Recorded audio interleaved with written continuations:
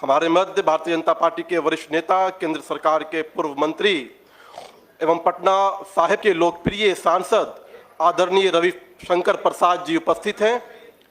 साथ ही भारतीय जनता पार्टी बिहार प्रदेश के मीडिया के सह प्रभारी अमित प्रकाश बबलू, सूरज पांडे, प्रवक्ता सुमित सुशांक उपस्थित हैं। मैं विनम्र निवेदन करता हूं आदरणीय रविशंकर प्रसाद जी से कि वो आज के इस प्रेस वार्ता को संबोधित करें। दानिश इकबाल जी, सभी हमारे मीडिया सेल के प्रभारीगण, सम्मानीय पत्रकार मित्रों, नमस्ते। आज अपने चुनाव प्रचार के बीच में मुझे लगा कि मुझे आपसे बात करनी चाहिए। आजकल संविधान पर बहुत ज्ञान दे रहे हैं ऐसे लोग जो संविधान को कितना समझते हैं, इस पर भी चर्चा हो सकती है। बार बार कांग्रेस के नेता, आरजेडी के नेता, लालू जी, तेजस्वी जी एक ही राग दरबारी आलाप रहे हैं कि भाजपा जीती तो संविधान बदल देंगे। ये हताशा भरे झूठे आरोप का कोई मतलब नहीं है। ये बार बार जो राग गाया जा रहा है, ये उनकी हताशा है, क्योंकि बोलने को कुछ बचा नहीं है। 10 साल से नरेंद्र मोदी जी की देश के प्रधानमंत्री हैं। 10 साल से हमारी सरकार काम कर रही है। क्या संविधान को छुआ है? बदलने की बात तो दूर रही। हाँ, ओबीसी के लिए जो संवैधानिक कमीशन था, उसको संवैधानिक दायित्व दिया है, ये काम किया है। 3 तलाक ऐसे अभिशाप को बदला है।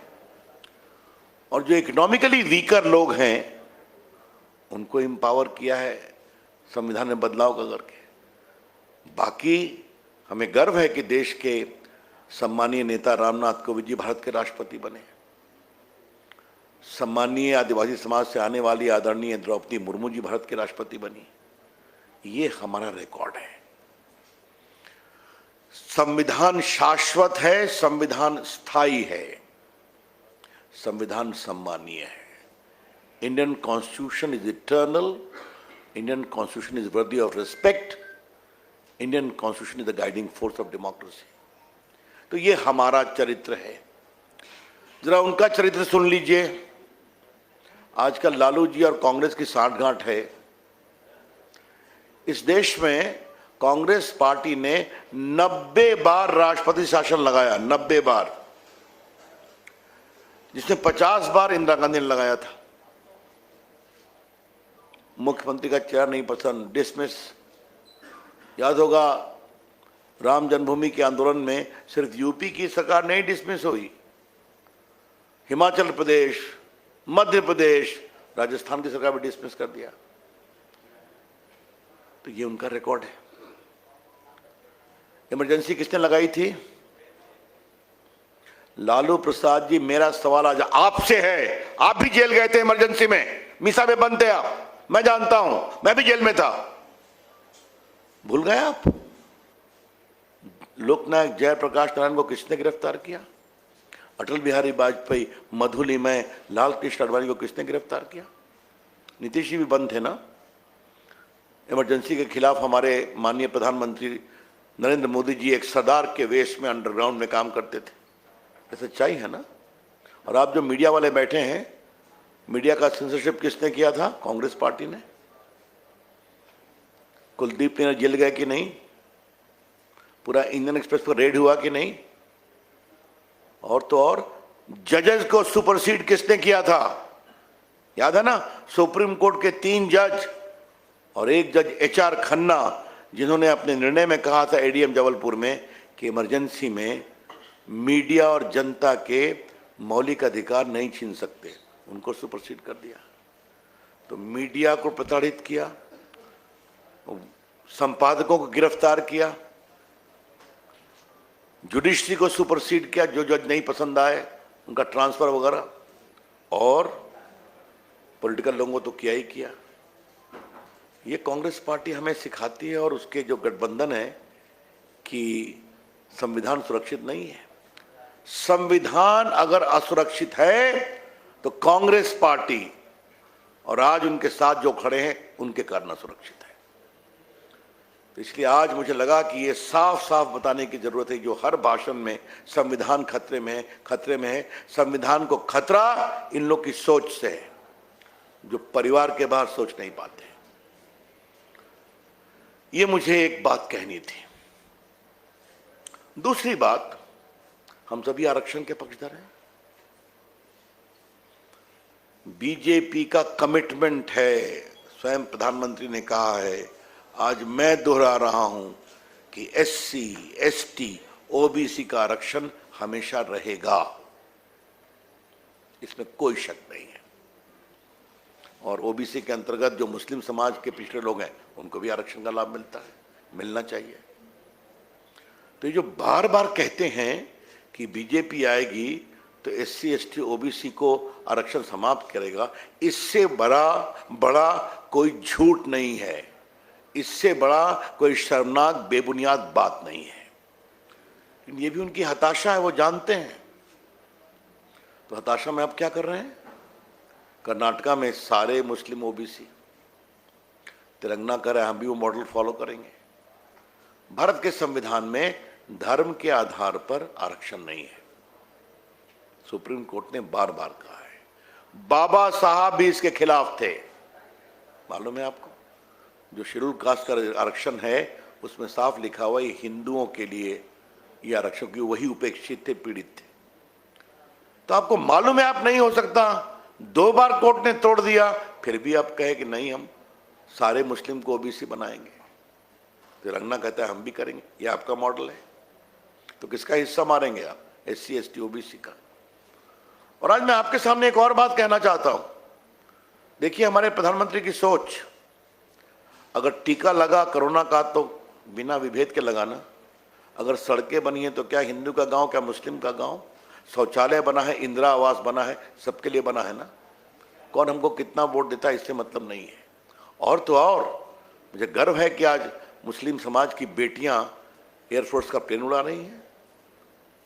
मुस्लिम समाज की बेटियां आज स्पोर्ट्स में बहुत बढ़िया काम कर रही हैं, ओलंपिक में मेडल लेके आती हैं। आप भी देखते हैं 3 तलाक समाप्त होने के बाद महिलाओं में एक नया जोश आया है। तो ये हमारे काम करने का तरीका है। सबसे मुझे अच्छा लगा वो इतना बड़ा टोस्ट था कि एक मुस्लिम बेटी आजकल बॉक्सर बन रही है, उसको प्रधानमंत्री ने भी आशीर्वाद दिया। तो ये हमारी सोच है, और ये इस देश की मुस्लिम बेटी और मुस्लिम समाज को उसी अंधकार में रखना चाहते हैं, सिर्फ और सिर्फ वोट बैंक पॉलिटिक्स के लिए। तो ये बात बहुत गंभीरता से बतानी जरूरी थी कि उस समाज के पढ़े लिखे लोग भी समझते हैं कि ये टूट जाएगा, फिर भी वोट के लिए करते हैं। मित्रों, एक दूसरा पक्ष है, फिर आपके मैं सवाल लूंगा कि बार बार जो राहुल गांधी कह रहे हैं कि मैं सर्वे कराऊंगा, लोगों की संपत्ति कितनी है, और उसके बाद क्रांतिकारी फैसले करूंगा। याद है ना आपको, उनके शब्द हैं, आपने टीवी पर चलाया है। इसका मतलब क्या है? मतलब लोगों की संपत्ति पर आप हाथ डालेंगे, है ना? डालेंगे आप, और इसका परिणाम क्या निकलेगा? आज देश में बहुत सा, चूंकि मैं देश का आईटी मंत्री रहा हूं, बहुत सा टेक्नोलॉजी का बड़ा काम हुआ है। आज मालूम है स्टार्टअप मूवमेंट बहुत बड़ा चल रहा है। बहुत से स्टार्टअप बिहार में शुरू हुए हैं, बीपीओ बिहार में शुरू हुए हैं, पटना में टीसीएस आ गया है, बच्चे काम कर रहे हैं। और आपकी जानकारी के लिए स्टार्टअप में 100 स्टार्टअप यूनिकॉर्न है। यूनिकॉर्न का मतलब क्या है? जिसका वैल्यूएशन $1 बिलियन। मतलब क्या हुआ? 7,000 करोड़। तो बच्चे 25 साल, 30 साल, 35 साल के नौजवान अपनी क्षमता, प्रतिभा, हुनर से दुनिया में अपनी जगह बनाए हैं, तो आप उनकी संपत्ति छीन लेंगे। क्या कहना चाहते हैं राहुल गांधी और लालू प्रसाद? अच्छा होता बोलते चारा घोटाले की संपत्ति जब्त होगी, अच्छा हुआ बोलते अलकतरा घोटाले में जिन्होंने संपत्ति कमाई वो जब्त होगी, अच्छा हुआ बोलते कि जिन्होंने शिक्षक घोटाले में लाखों करोड़ों कमाए उनको हम जब्त करेंगे, अच्छा हुआ बोलते कि नेशनल हेराल्ड न्यूज़पेपर में जो 5,000 करोड़ की संपत्ति राहुल गांधी और सोनिया जी ने ट्रस्ट बना के हत्याई उसको जब्त करते, तो वो नहीं है। हम इसका पूरा विरोध करते हैं, इस सोच का। भारत का हर साधारण व्यक्ति अपनी ईमानदारी और अपनी मेहनत से पैसा कमा के आगे बढ़ सकता है, ये हमने करके दिखाया है ना। तो ये इनहेरिटेंस टैक्स और बाकी टैक्स, कब का स्टेट ड्यूटी खत्म हो गया, कब का आपके खत्म हो गया वेल्थ टैक्स। तो राहुल गांधी कहां ले जाना चाहते हैं देश को? और राहुल गांधी की अपनी सोच नहीं है, ये उनकी माओवादी सोच है जो उनके ऊपर हावी है। क्योंकि राहुल गांधी कितना सोचते समझते तो मैं संसद में ही बोल चुका हूं। आज अपने पत्रकार मित्रों को थोड़ा हंसी के फुट भी देता हूं। लोकसभा में बोल रहे थे वो कि मैं बोलूंगा तो भूकंप आएगा, बाकी तो बोलते हैं मोदी जी आंख से आंख नहीं मिला सकते मेरी। तो पार्टी की ओर से मुझे जवाब देने को कहा गया, तो मैं खड़ा हुआ, हमने कहा अध्यक्ष जी भूकंप नहीं आया अभी तक। तो उन्होंने कहा आप क्या कहना चाह रहे हैं? कहा सर जी मैं भूकंप का वेट कर रहा हूं, तब मैं बोलना शुरू करूंगा, कहीं गिर जाऊंगा तो क्या करूंगा? तो पूरा हाउस हंसने लगा। ये उनकी समझदारी का स्तर है और देश के ऊपर इस तरह की बात करते हैं। लेकिन मेरा सवाल है तेजस्वी यादव, आपका क्या स्टैंड है इस पर? लालू प्रसाद जी आपका क्या स्टैंड है बताइए? ये जो देश की संपत्ति सर्वे करा करके क्रांतिकारी फैसले लेने की बात कर रहे हैं, तेजस्वी जी आप बताइए, लालू जी आप बताइए। और वामपंथियों के बारे में मैं क्या कहूं, तो कभी ना कभी किसी के साथ चलते हैं। तो यहां दोस्ती है और केरला में लड़ाई चल रही है, बंगाल में लड़ाई चल रही है। तो मित्रों हम इसकी पूरी भर्त्सना करते हैं और भारतीय जनता पार्टी इन दोनों कदमों का, धार्मिक आधार पर ओबीसी के राइट्स को छीनने का विरोध करेगी। ये पूरा जो इनहेरिटेंस टैक्स के नाम पर देश के लोगों की संपत्ति छीनने का कवायद चल रहा है, गरीबों ने, आज एक से एक गरीब लोग आगे बढ़ते हैं कि नहीं बढ़ते? आप भी देखते हैं। तो क्या बात है, उनको व्यापार से आगे बढ़ने का नहीं अवसर है। आज मुद्रा में 38 करोड़ लोगों को लोन मिला है। आज बाकी लोग, आज भारत के लोग गरीबी से बाहर निकले हैं, तो आप सबको छीनने का काम करेंगे? ये इसका हम विरोध करते हैं। तो मित्रों ये 3 विषय, संविधान में बदलाव को लेकर जो उनका आरोप, बेबुनियाद कैंपेन चल रहा है, हताशा भरा, ये सभी दिखाता है कि कांग्रेस पार्टी और उनके गठबंधन, लालू जी इंडिया गठबंधन की भयंकर हार होने वाली है और देश की जनता एक स्थायी सरकार चाहती है। और अंतिम में एक बार फिर कल माननीय अमित शाह जी ने इसको उठाया है, पटना में मैं भी उठाना चाहता हूं। जरा आपका पीएम का चेहरा तो बता दीजिए भाई, कौन बनेगा? कृपया करके बता दीजिए। लालू जी आप तो बन नहीं सकते क्योंकि आप तो कन्विक्टेड हैं। तेजस्वी बाबू आपका नंबर कब आएगा? आप भी रेस में हैं क्या? और फिर पहले शरद पवार बनेंगे कि पहले अखिलेश यादव बनेंगे कि पहले ममता जी बनेंगी? तो हमारे राहुल जी का नंबर लास्ट में आएगा क्या? क्या देश ऐसे सरकार चाहता है जहां 1-1 साल और 6-6 महीने के लिए प्राइम मिनिस्टर हो? अब देश स्थायी सरकार चाहता है और जब स्थायी सरकार और मजबूत नेता नरेंद्र मोदी जी होते हैं तो देश कहां से कहां जाता है ये देश ने देखा है। धन्यवाद। Open two questions now. Yes please, yes 1 minute. या रुपेंद्र जी प्लीज। पहले जो मैंने विषय रखा है उस पर कोई सवाल है क्या? तो इस पर कोई सवाल नहीं, तो मैं मान लूं कि मेरी बात आपके पास पहुंच गई। ठीक है, कोई सवाल नहीं? बोलिए बोलिए बोलिए।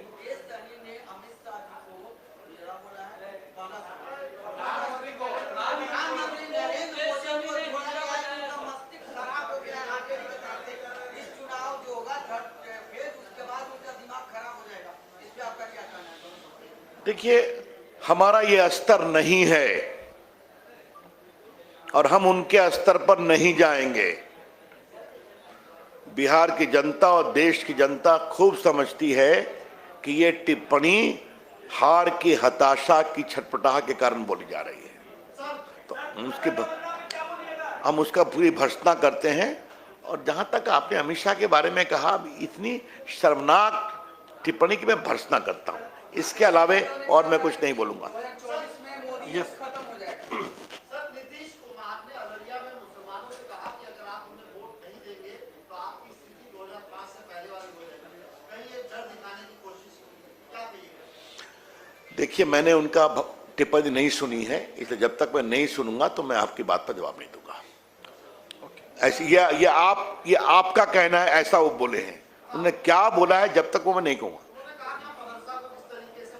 देखिए, पहले आप एक बात समझिए, चाहे वो नीतीश कुमार की सरकार हो या मोदी जी की सरकार हो, इस देश के अल्पसंख्यक मुस्लिम सहित उनकी माली हालत सुधारने के लिए अच्छे काम किए गए हैं। आज यूपी में मदरसों में कंप्यूटर एजुकेशन हो रहा है कि नहीं? अच्छा हो रहा है, बच्चे आगे बढ़ रहे हैं। मैं तो देश का कानून मंत्री साहब, 3 तलाक जो समाप्त हुआ, आज बेटियां आगे बढ़ रही हैं कि नहीं? मैंने क्या एग्जाम्पल दिया। तो हम गर्व है उस पर, क्योंकि हम वोट बैंक नहीं करते हैं, हम उनके प्रामाणिक विकास की बात करते हैं। तेजस्वी यादव ने कहा कि 2024 में मोदी युग खत्म होगा। एक मुझे बचपन में कहावत बताई गई थी, जब मेरा बाल काटने वाला आता था, हमने कहा कि मैं उस वक्त लंबे बाल रखता था, कहा कितना बाल है? कहा हुजूर कट कर गिरने ही वाला है। तो 4 तारीख इंतजार कर लीजिए ना, क्या परेशानी है? मोदी युग हटने वाला है या मोदी युग 400 के साथ आने वाला है, तो जैसे वो देख लेंगे। चलिए, बहुत बहुत धन्यवाद। धन्यवाद। नमस्ते भाई सबों को।